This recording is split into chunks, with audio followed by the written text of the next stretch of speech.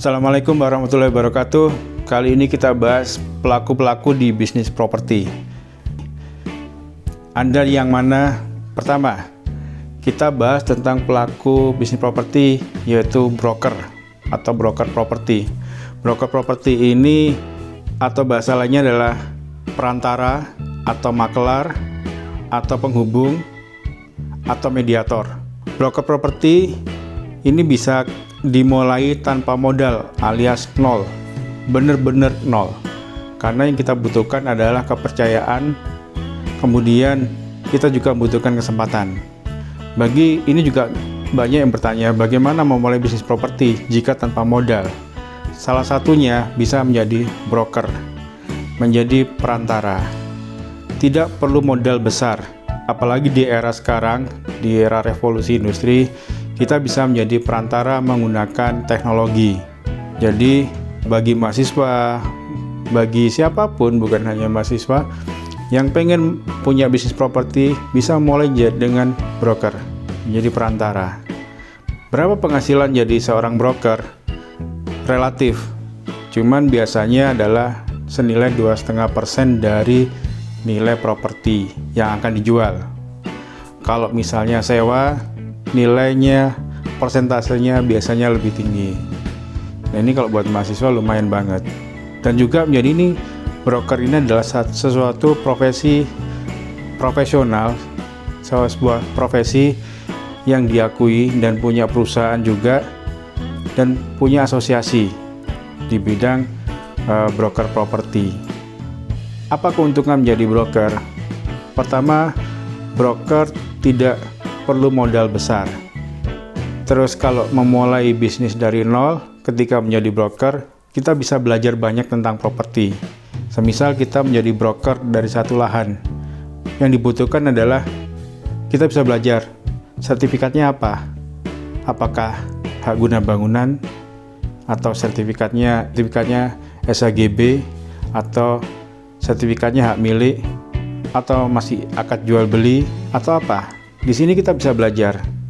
Kemudian bagi masyarakat umum, apakah menjadi broker harus punya ilmu khusus? Tidak, semua bisa menjadi broker. Tapi di sini pentingnya kita belajar. Belajar nanti setelah menjadi broker, otomatis kita akan belajar. Misal kita menjualkan satu properti, menjual rumah. Menjual rumah akan ditanya berapa luasannya, berapa luas tanah, berapa luas bangunan. Nah, ini menjadi ilmu baru, jadi kita bisa belajar di situ. Bagi yang bukan berbasis teknis, juga akan banyak belajar. Belajar tentang luasan bangunan, tentang sertifikat, tentang luas tanah, tanahnya itu di mana. Kemudian juga banyak hal yang dipelajari. Misalnya kita mau menjual bangunan, pertanyaan-pertanyaan dari customer, dari klien yang mau beli, dari user, itu menjadi hal yang harus kita jawab, dan ini jadi ilmu. Jadi bisa juga memulai bisnis properti dari broker. Semisal kita menjualkan rumah, ditanya, pasti calon klien kita, calon pembeli akan bertanya. Pertama, surat-suratnya, bagaimana surat-suratnya, atas nama siapa, suratnya sedang di mana, apakah sekolah atau tidak. Sekolah di sini maksudnya di bank mungkin ya.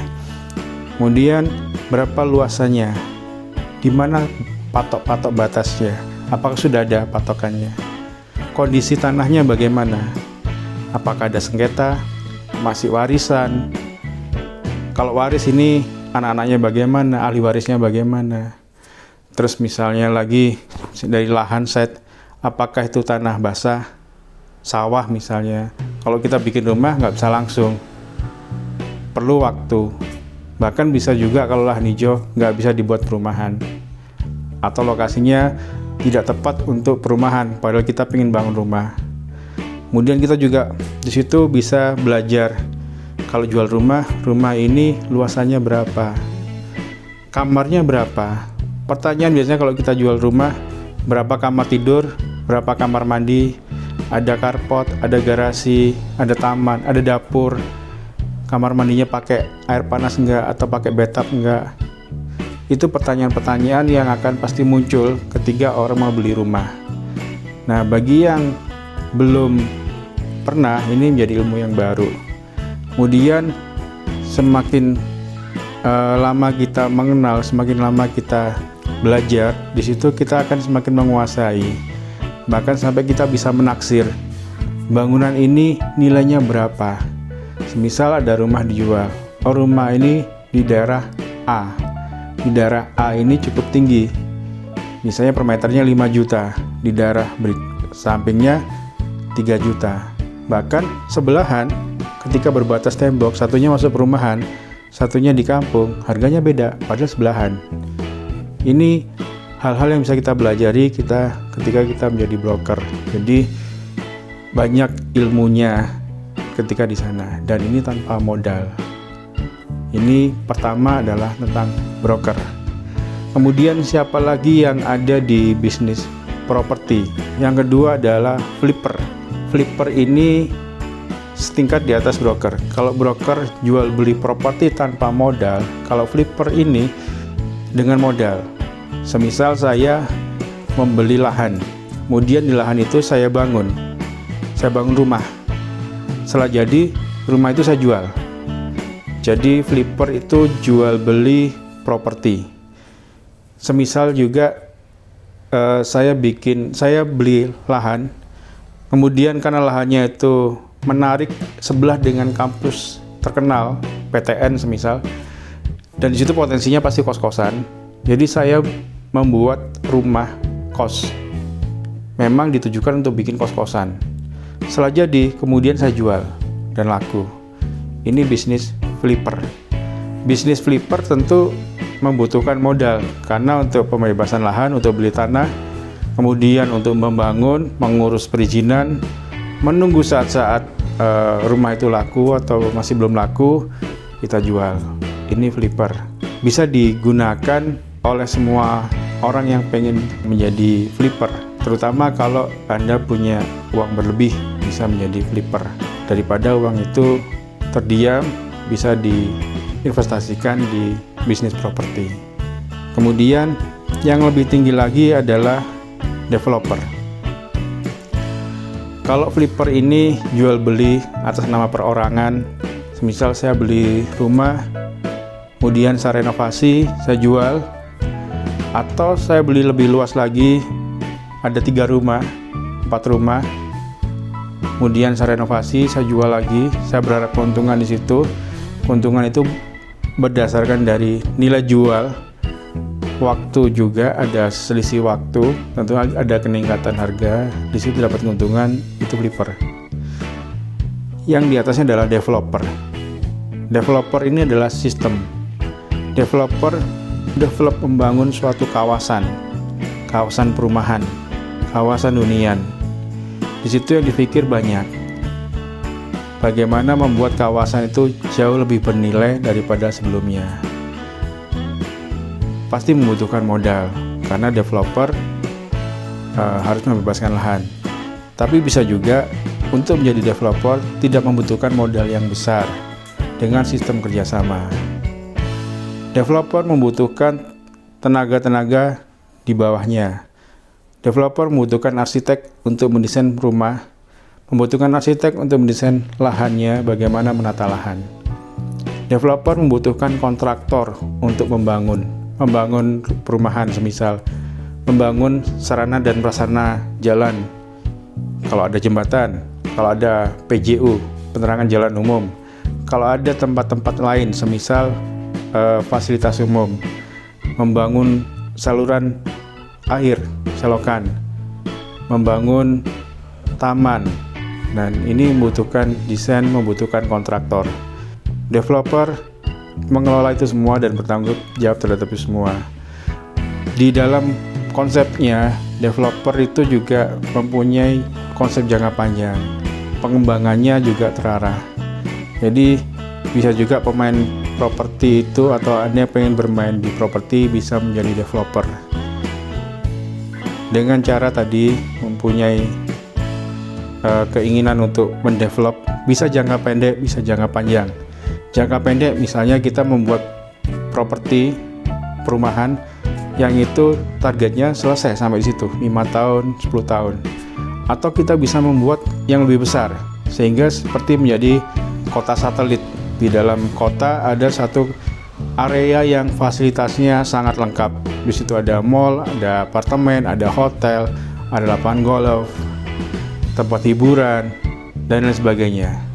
Ini developer. Kemudian yang terakhir yang kita bahas siapa yang bermain di properti adalah investor. Kalau Anda tidak tertarik menjadi, pertama tadi menjadi broker, Anda tidak tertarik menjadi flipper karena tidak punya waktu, Anda juga bukan developer, Anda bisa menjadi investor properti. Investor properti bisa menaruh uangnya berupa saham di developer atau di salah satu bisnis berkaitan properti. Semisal ada bisnis properti, mall, hotel, kemudian sahamnya sudah go public, bisa membeli saham di sana. Atau semisal Anda tetap bekerja di passionnya, kemudian uang ini daripada Anda tabung yang nilainya semakin turun, Anda bisa masukkan ke dalam properti. Anda bisa bermain sebagai investor aktif maupun pasif. Aktif di sini yang saya maksudkan ikut serta dalam perputaran uangnya. Sedangkan pasif, semisal Anda seperti flipper atau Anda beli lahan dibiarkan aja, suatu saat 2-3 tahun kemudian dijual. Nah, itu juga investor. Ada beberapa karakter investor. Pertama mungkin investor tipe penjudi. Biasanya ini melakukan investasi karena ikut-ikutan beli properti, wah karena di sana lagi tren, karena marketingnya bagus, teman-teman pada ikut beli. Harapannya nanti 2-3 tahun lagi harganya akan naik. Ya tidak salah. Ini yang pertama. Tipe kedua, investor yang pedagang. Kita beli, kita lihat prospeknya, nanti 2-3 tahun lagi akan naik, kemudian kita jual. Atau kita biarkan sampai suatu saat kita jual. Ini tipe pedagang. Kemudian yang terbaik adalah yang investasi yang benar-benar investor. Jadi kita menghitung beneran uang kita ini, kalau kita investasikan berapa hasilnya, berapa lama uang ini berputar di bisnis properti. Karena bisa jadi kita menghitung hanya sebulan, 2 bulan, atau kita berniat menanamkan uang kita ini untuk 3 tahun, 4 tahun, 5 tahun, tergantung kita. Bisnis apa yang kira-kira pas di situ. Ada kenaikan dari pertama, harga lahan. Yang kedua, harga bangunan. Kita bermain di mana. Plus satu lagi adalah bisnisnya. Bisnis yang semakin berkembang. Jadi kalau 3 hal ini kita hitung benar dan kita gunakan, maka kita dapat keuntungan dari 3 hal ini. Pertama, lahan yang pasti naik. Karena kecenderungan lahan itu naik seiring dengan bertambahnya jumlah manusia, lahan yang semakin dibutuhkan, lahan semakin banyak, dan lahan tidak pernah bertambah. Yang kedua, nilai dari bangunan. Investasi dari nilai bangunan. Bangunan memang turun nilainya secara kualitas, tetapi kita juga bisa melihat, misalnya kita bikin kafe. Di tahun pertama kafe itu sepi.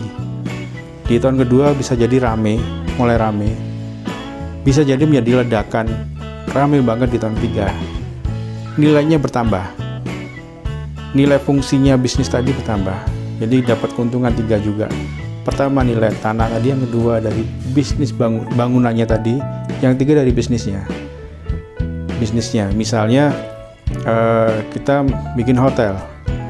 Setahun, 2 tahun, 3 tahun, secara nilai bangunan turun, tapi kita dapat manfaatnya, nilai bangunannya semakin naik dari fungsi, kemudian dari investasi, dari bisnis yang kita pakai. Ini kalau jadi investor. Bagaimana mengelolanya? Kita bisa kerjasama dengan perusahaan-perusahaan yang telah jalan, atau kita bisa bekerjasama join dengan yang sudah dipercaya. atau kita mengembangkan bisnis kita sendiri ke arah sektor properti. Karena hampir semua bisnis membutuhkan lahan, membutuhkan site, tempat untuk melakukan bisnisnya. Jadi tidak bisa terlepas dari properti. Sekian, ikuti terus tips dan trik di properti. Assalamualaikum warahmatullahi wabarakatuh.